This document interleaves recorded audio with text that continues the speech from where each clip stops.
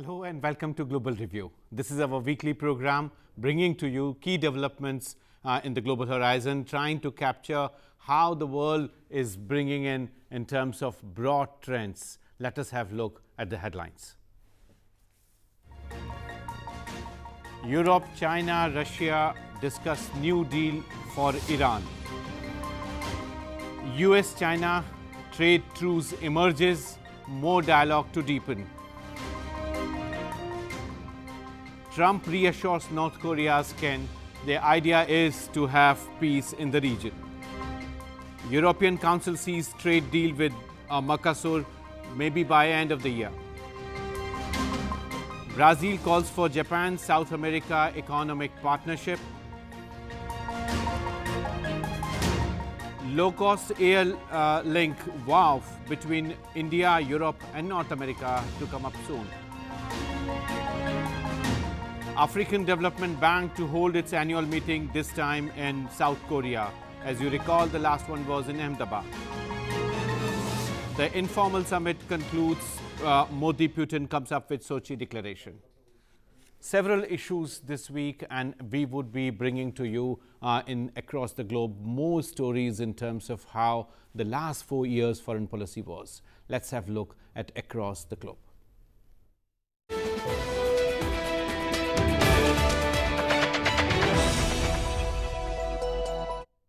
Today we would have a rather deeper discussion on how the last 4 years were. The resilient foreign policy, one of the key issues in which Prime Minister Modi has taken a lot of interest in terms of deepening his larger emphasis on how to have external sector connect for domestic economic growth and how you bring in domestic economic growth with neighborhood first policy. And there are several stories to discuss. There are several dimensions of it to discuss. Let's first have a look at this report.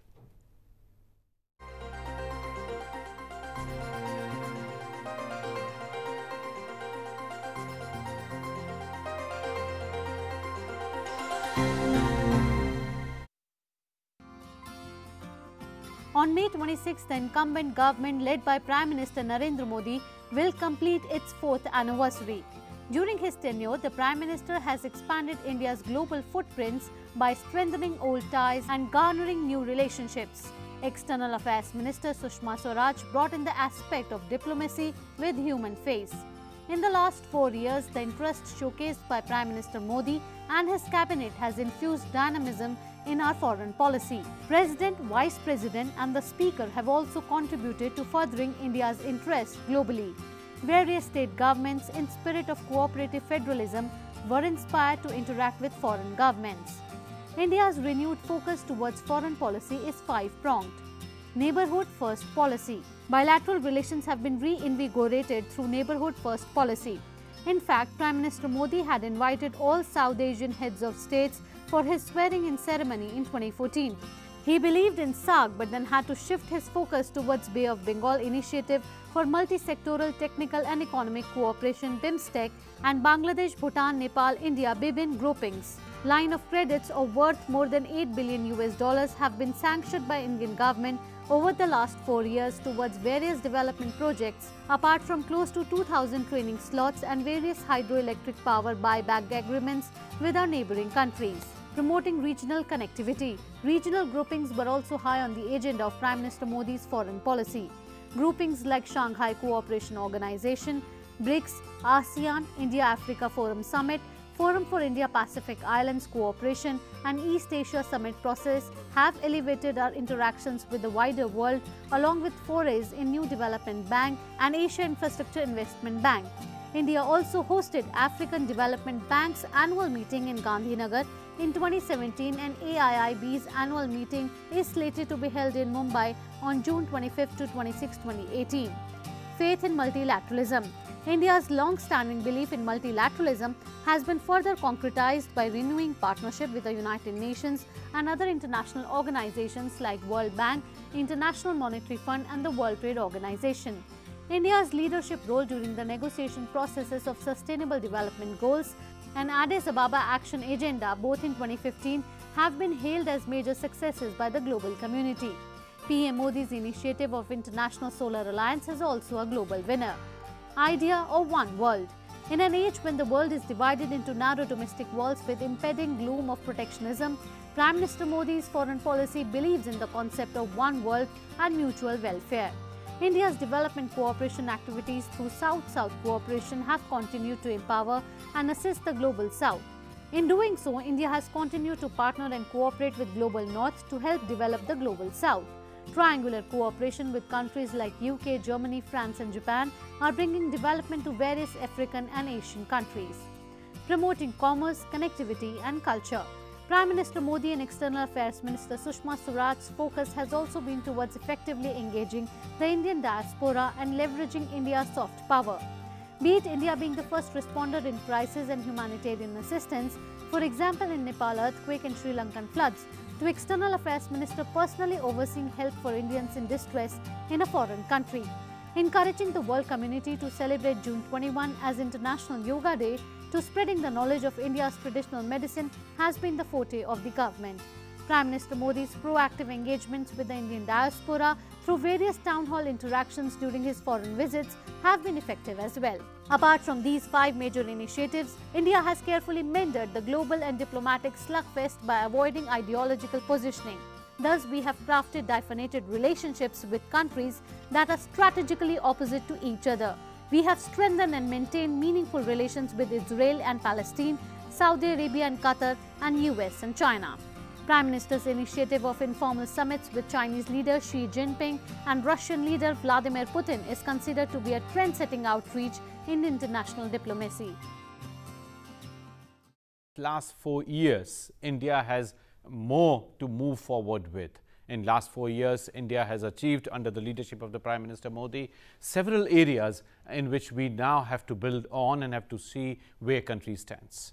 To take a look back on last 4 years, it would not be easy. As the report showed, there are 3 areas of broad emphasis where India has tried to bring in greater niche areas, greater convergence, culture, commerce and connectivity. The 3 have emerged as important dimensions. The neighborhood first policy, the idea of having faith in globalization, but also emphasizing on multilateralism.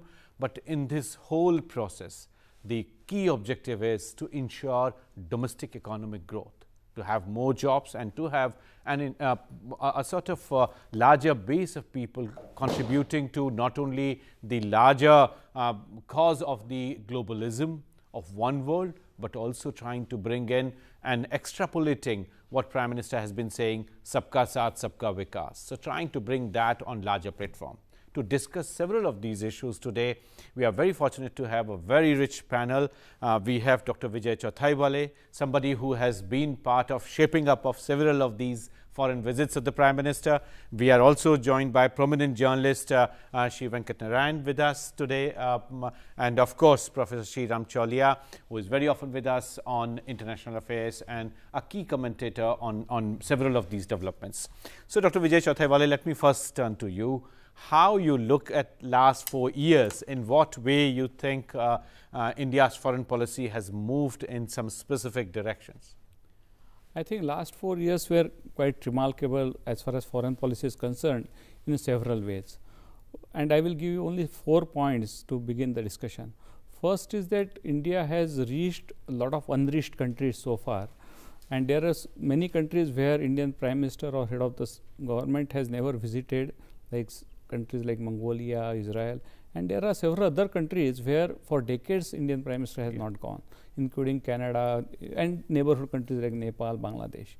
And Prime Minister has covered a lot of this gap in last 4 years. Second is that the civilizational connect is also another important part of his foreign policy. And connected to it, that also a very large outreach he has done with the diaspora. Yeah. And in all that, he has worked independently with each country based on Indian interest. So, that means he has worked Palestine separately than Israel. Yeah. Similarly, he has worked with Saudi Arabia, and at the same time he has also worked with Iran. So, these are some of these balancing these global dynamics very aptly is I guess it's one of the major achievements of Modi's foreign policy. Mr. Venkatarayan, how you look at this very dimension of reaching out to diaspora as a new vibrant arm of the foreign policy. If you recall, immediately after independence, Kaka Kalekar was sent on a mission by Pandit Nehru to see what is the state of affairs with our diaspora, particularly in African countries. And a major report came out immediately after the crisis in Ghana and Ethiopia deepened in early 50s. Since then, India has moved a long way. During NDA 1, it was Vajpayee ji's government that we came up with the idea of having a separate ministry. But how you look at last 4 years? Well, you know, the diaspora has emerged as a very powerful community. We now have 30 million or 3 crores of people living in more than 150 countries, and their estimated total assets are something like $400 billion, which is equivalent to our current foreign exchange reserves. And the Prime Minister, Mr. Vajpayee, was the first to appreciate this, and he had the Singhvi Committee report, and then started this Pravasi Bharatiya Divas and all that, and he kept it going. And he makes it a point to address the Indian community in wherever he goes on the planet. And in the last 71 years, Sachin, the kind of diplomatic activity that has been going on during Mr. Modi's regime has never really happened. Yeah, I'll give you some statistics. Yeah. He has made 36 foreign trips so far, visited 54 countries, and attended 25 international summit meetings, and he has more than 100 presidents and prime ministers visited India during the last 4 years. And Sushma Swaraj, the External Affairs Minister, would have met practically all the foreign ministers of countries which are members of the United Nations. Yeah. I don't think this has happened ever before in our history so far, except the United States. Hillary Clinton was fond of boasting, I've been to 100 countries and that kind of stuff, but no other leader or no other foreign minister would have done the kind of thing that the Indian foreign minister and Indian prime minister have done. This is absolutely remarkable. The way, we invited all the African heads of government for the Indo-Africa Forum. Then you have the ASEAN meetings. Yeah, that's right. And the Pacific Islands meeting. My God, you name it, these guys have done it. And excellent. Then ACT Asia, East Asia Summit.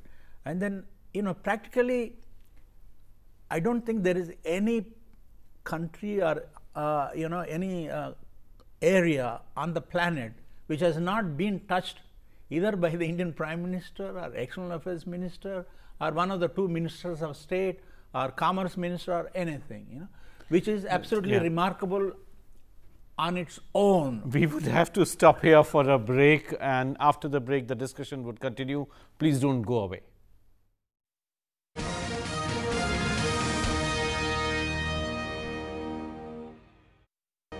Welcome back. Our review of 4 years foreign policy of India under Prime Minister Narendra Modi continues.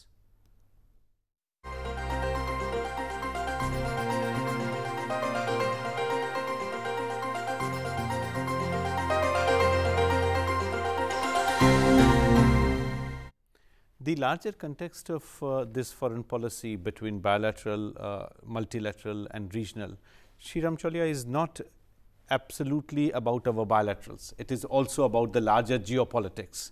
And this has triggered in several reactions across many other capitals than in Delhi alone. How you look at this, what Dr. Vijay Chauthaiwale mentioned or Mr. Venkatarayan mentioned in terms of this intense sort of interactions that Prime Minister or the External Affairs Minister had? Yeah, Sachin, I think Narendra Modi had a very big vision when he came into power for resurrecting India's role in the world and to make us a problem solver and what we call a provider of net public goods, security, prosperity, and to position India as what he calls a leading power in the world.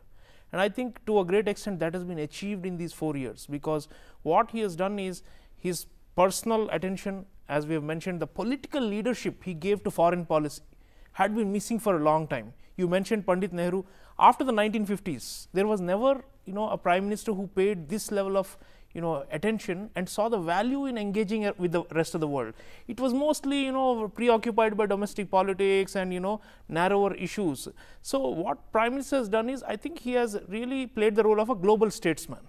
And you mentioned Solar Alliance, Yoga Day, just to to highlight a few things. And then on the geostrategic side also, he has shown a sharpness in dealing with major national security threats. We can talk about the surgical strikes. We can talk about the resolution, the strategic resolve we showed for Doklam when we were facing a major threat. So I think he has been able to navigate what is actually becoming a multipolar world, where India should be a power center in itself rather than a swing state. My own theory is that Narendra Modi's major contribution, we'll remember historically, 10 years, 15 years down the line, is he changed us from being a swing state that was oscillating between China and United States or Soviet Union and United States to becoming a third power center in its own right with its own set of followers. We would come back to this, Sreeram, because I think one important obsession that now foreign policy has done away with is Pakistan. Always our media, our discussions, our ideas, they used to hover around Pakistan. But Dr. Vijay Chathaiwala, I wanted to ask you another question. Last year we were president of BRICS, and several around more than 100 meetings were done. And what we heard from media and other places, Prime Minister's emphasis was that all these meetings should happen outside Delhi. And if you see the tier 2 cities, tier 3 cities, their number of hosting international events, it has multiplied. It has leapfrogged in several cases. After Delhi, people either used to go to Bangalore or to Kolkata at the most. Mumbai had some business meetings, but that's no more the case. Nasik, Pune, Bhopal, you would see Ahmedabad, several meetings. So what is the Prime Minister's idea behind this? Is this an effort to connect larger public, also orient towards global affairs? Absolutely. What is the idea? Absolutely, because see, at the end he is the people's Prime Minister. So he always looked at how people will know, understand, comprehend, and also be a part of any of his initiative, whether it's domestic or it's international agenda. And that is why he wants to take everything out of Delhi, out of Lieutenant's circle, and go to the people so that they understand what is the importance of this. For example, in Ahmedabad, because I stayed there for a long time, when Mr. Netanyahu visited Ahmedabad, there were people standing on both the sides for almost 5 kilometers. No one expected that. So that there is so much curiosity about Israel in Gujarat, though there is a lot of connection between, there are a lot of Jews who settled in Gujarat for a long period of time, but this is the kind of connect he could revive, and that's, I guess, the uniqueness of Prime Minister Modi's.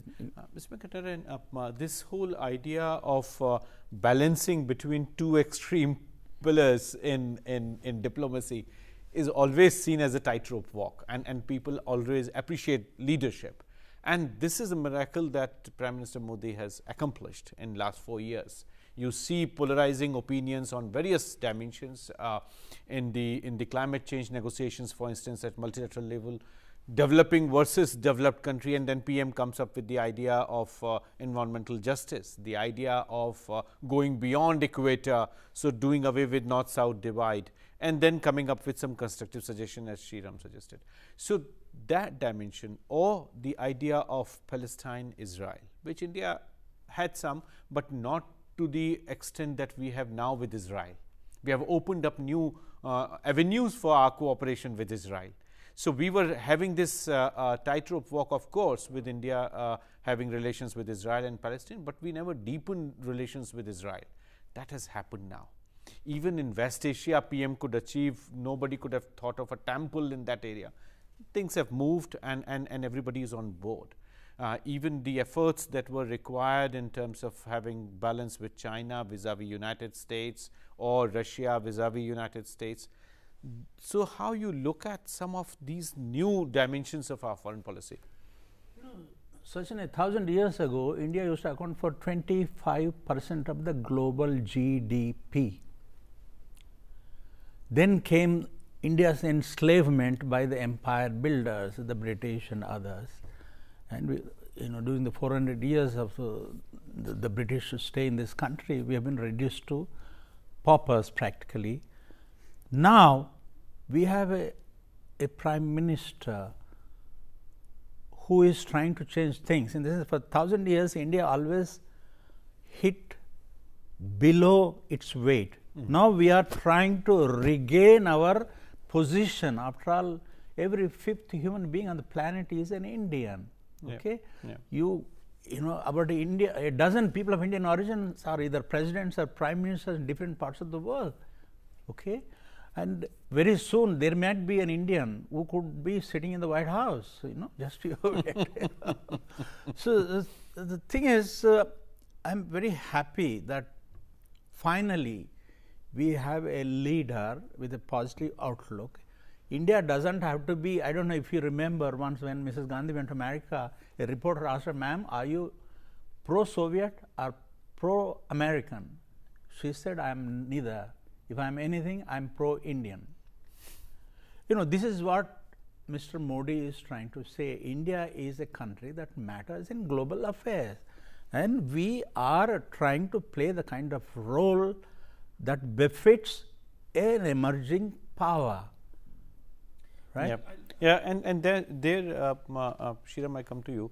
As Mr. Venkatnarayan mentioned, I am pro-India. That's the message Prime Minister Modi has given, or India first.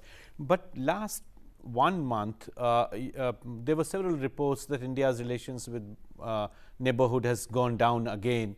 And within last 1 month, picture has changed. Yeah, so this magic wind that Prime Minister has, wherever he goes, things change. What happened in Nepal, people were criticizing all this while Nepal has gone out of hand and things like that. But now, day after tomorrow, he would be meeting Prime Minister of Bangladesh. He already had meeting with Nepal, and Sri Lanka was here with the ISA.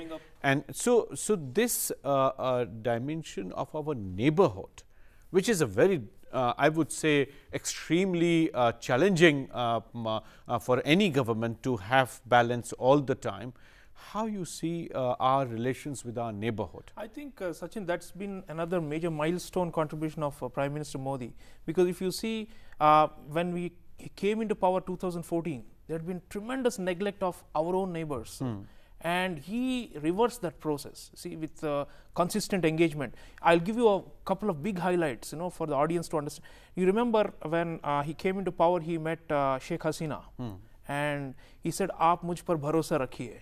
We will do the land boundary agreement," and it happened. It had been stuck for 45 years. Exactly. And you ask people in Bangladesh, they say only Modi could do it because he had that political capital, the gravitas and the leadership in India to carry all the sections with him. So in that sense, he's, the South Asian satellite. He promised in 2014-15, delivered in 2017. And it is benefiting all the member countries except the Western neighbor who doesn't want to be part of the development partnership. So SAARC -1. Bangladesh, Bhutan, India, Nepal, BBIN concept, Ramayana Trail, and then further to ASEAN towards, our ACT East, which is an improvement over Look East. If you add up all these, South Asia, Southeast Asia, Central Asia also, the connect for energy and all these things. So I think we have gone a long distance. This is extremely fascinating. And when it came to pressure, Sachin, he has been managing this balance very well, we mentioned. We have not bowed to anybody's pressure. We will continue to work with Iran, we'll continue to work with Russia, and that's what he's showing, that India first means this we put our interests above anything else, and we are fearless. Exactly, this richness of the Indian foreign policy, what kind of inspiration, what kind of imprint we see on our foreign policy of the Prime Minister, and that's the issue we are going to pick up in our next section, Book of the Week.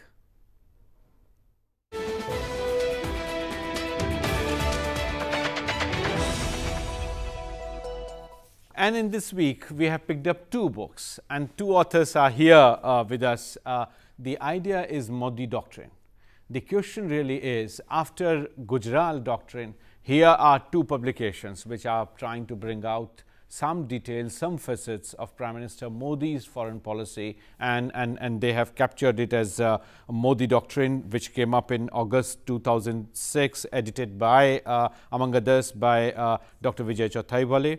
And the second book came up in September 2016, that was also called Modi Doctrine, by Professor Sreeram Chaulia. Let me first turn to Dr. Vijay Chauthaiwale, who edited the volume along with Uttam Kumar Sinha and Anirban Ganguly. What is the unique selling point for this publication, Dr. Chauthaiwale? See, in the very first 2 years, Prime Minister Modi has taken a lot of initiatives with respect to foreign policy right from the beginning of his swearing-in ceremony. So, that time we thought to take a comprehensive review of this, but we being a part of a political system, we thought that let independent experts, including someone like Sreeram, should take a review of it. So, this book is essentially an assessment by the independent authors. Yeah. Many of them, around 10 or 11 who are outside India, and they have taken one comprehensive review of Excellent. 2 years of foreign policy. Sreeram, half a minute, tell us about your publication. No, Modi Doctrine, the idea is we have lacked doctrines that combine a global vision and globalism and liberalism along with a sharp sense of realpolitik. And I have shown in this book that actually it is possible to combine the two. I call it a realistic liberalism, and that's what Narendra Modi's policy stands for. That's why our stature has risen so much in the last 4 years. I'll just give you one stat. The UBS, the Swiss bank, is saying the FDI coming into this country is going to be around $75 to $80 billion for the next 5 years. Provided Prime Minister Modi's leadership continues. So, we are talking about a quantum leap that has happened. Foreign economic diplomacy, geopolitics, multilateralism in all spheres. I think we have Thank you. achieved, and we Thanks, need to support Sreeram. this. Our time is up, dear viewers, as you would agree.